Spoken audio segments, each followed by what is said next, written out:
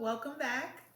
Today I am very excited because I am trying out Harlem Candle Company's Eau de Parfums for the first time. And I heard about Harlem Candle Company years ago, probably when they were first getting started, and now they're huge. Um, and I kept meaning, you know how it is, like you find out about a brand, you're interested in it, and then somehow just always kept falling off my radar. But about a month ago, I was in a store, I was in a department store, and this guy was near me. I'm like, oh my gosh, you smell so good. Like, what is that? And you know, as fragrance lovers, there's two types of fragrance people in this world, right?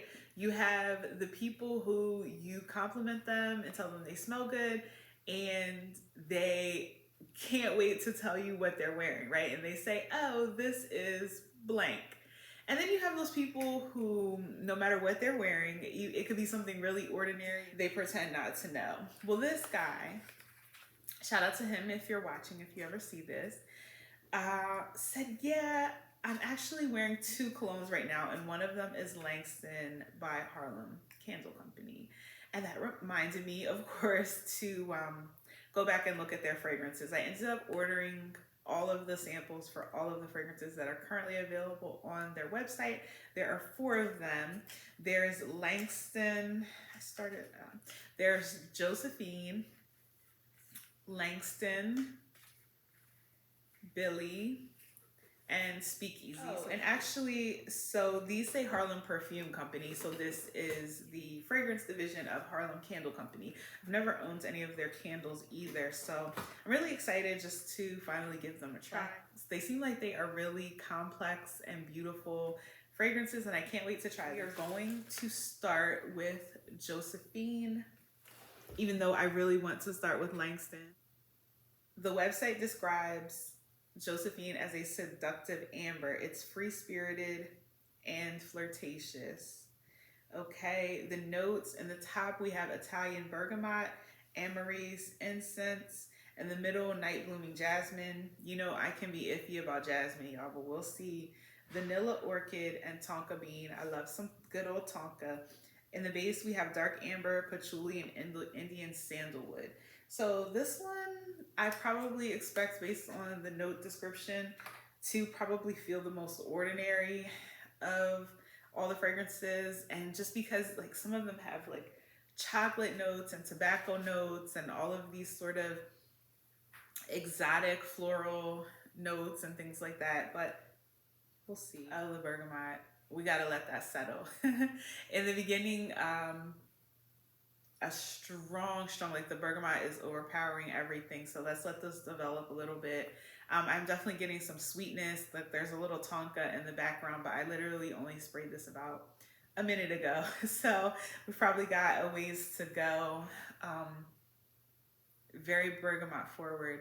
It's nice. It reminds me of something, like not of another perfume, but it doesn't remind me of a perfume, but it kind of reminds me of, I want to say like incense or a candle. They're starting to mellow out a little bit here. Still heavy, very forward, like the gas pedal is on with the bergamot. But you're definitely getting like that sweetness coming out. First, it's very fresh, it's very green, it's very, but you can tell that the sweetness is going to come. I definitely am getting a heavier projection on this, just like the review said. Very pleasant, it's very nice. It's something like very milky and calming about it. I wouldn't say this isn't like a brazenly sexy, seductive kind of fragrance, right? It's more of like a mysterious, alluring attraction that it has, right? Surely it reminds me of something. Like literally a place. I don't know if it was a restaurant, a bar. It's like something. It just gives you that feeling, that sense of familiarity. Something that's very familiar and pleasant. So it opens with a sparkling cocktail of bergamot. They didn't lie about that. Melded with delicate petals of ambergris and a whisper of incense. There's definitely incense there, yes.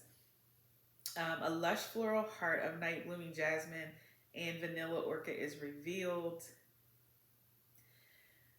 Tonka bean adds sweetness, leading to a warm, enveloping finish of dark amber, patchouli, and Indian sandalwood. It's nice.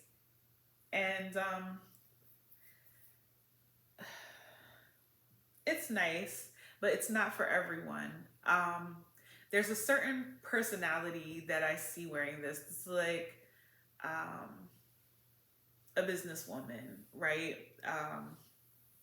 She keeps her nails manicured, very short, possibly with clear polish.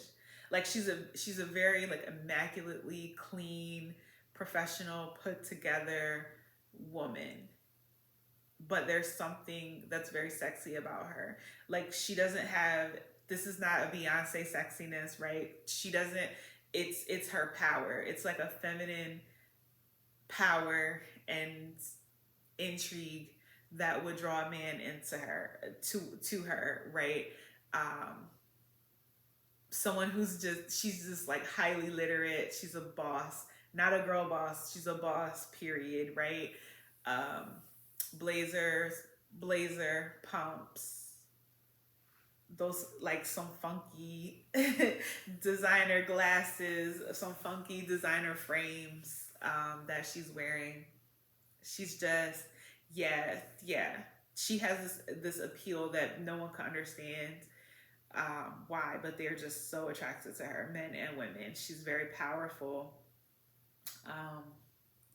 She's very powerful and self-assured. Really nice, but it's not for everyone. It's definitely, when they describe it as so sexy and alluring and enticing, I think that could mislead some people who are used to a more floral kind of stuff. There's florals in here, but this is like a little bit even slightly masculine.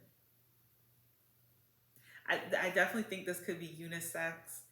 I think that the incensey quality that it has could put some people off.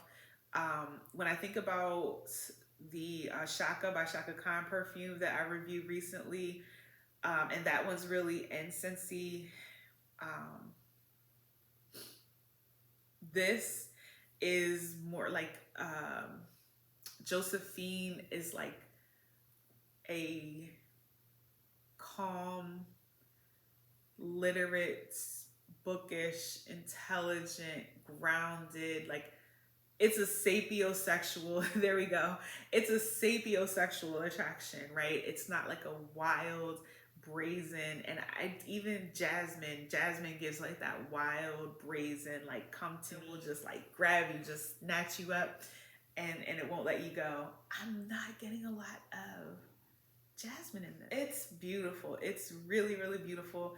I think for certain occasions, someone like this would be someone's signature. That person that I keep trying to describe, who I visualize when I smell this, it would be that person's signature scent. For the rest of us, it's something that we would pull out from time to time when we're in a certain mood. It's a mood. Like there's just a certain mood. I would say for the everyday person who doesn't fit the mold of this character, that I see this perfume really fitting or appealing to. I don't feel like this is an everyday wear for probably 85% of people, but it is beautiful. It's very pretty. I'm going to continue wearing this, but as far as my first impression, I like it a lot. I really do like this fragrance, but I don't know if I like it enough to buy it and have it in my collection. For those who like incensey scents that have like depth and a lot of character, things that are feminine in a sort of powerful or masculine leaning way without smelling manly, will love this. I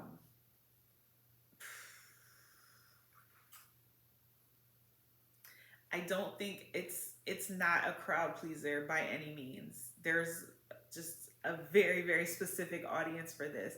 I think wearing this on a first date is risky. wearing this to work could be risky. I like it, but I don't love it. And we're going to move on. Still got some, but I like it. We still got some Harlem Candle Company fragrances to go. So stay tuned, you guys. I'll be right back. Peace. All right, so I'm back because I have a couple more notes to Josephine.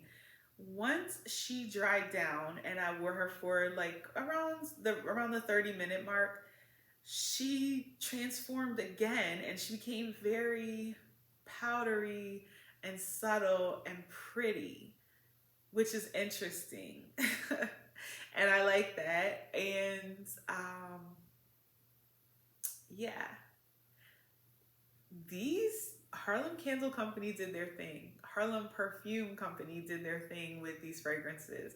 By no means, they are definitely not linear. They definitely continue to develop quite a while after you put them on. They're just very unique and kind of dope. They're just very unique and pretty nice. Josephine does mellow out, so that like very strong in your face projection that it had when I first sprayed it, that within 30 minutes really died down. Now, one of my gripes or complaints about the Harlem Perfume Company fragrances though is I think, you know, once they dry down, and the two that I've smelled so far are Josephine and Langston, both of them, you know, there's like such this strong opening.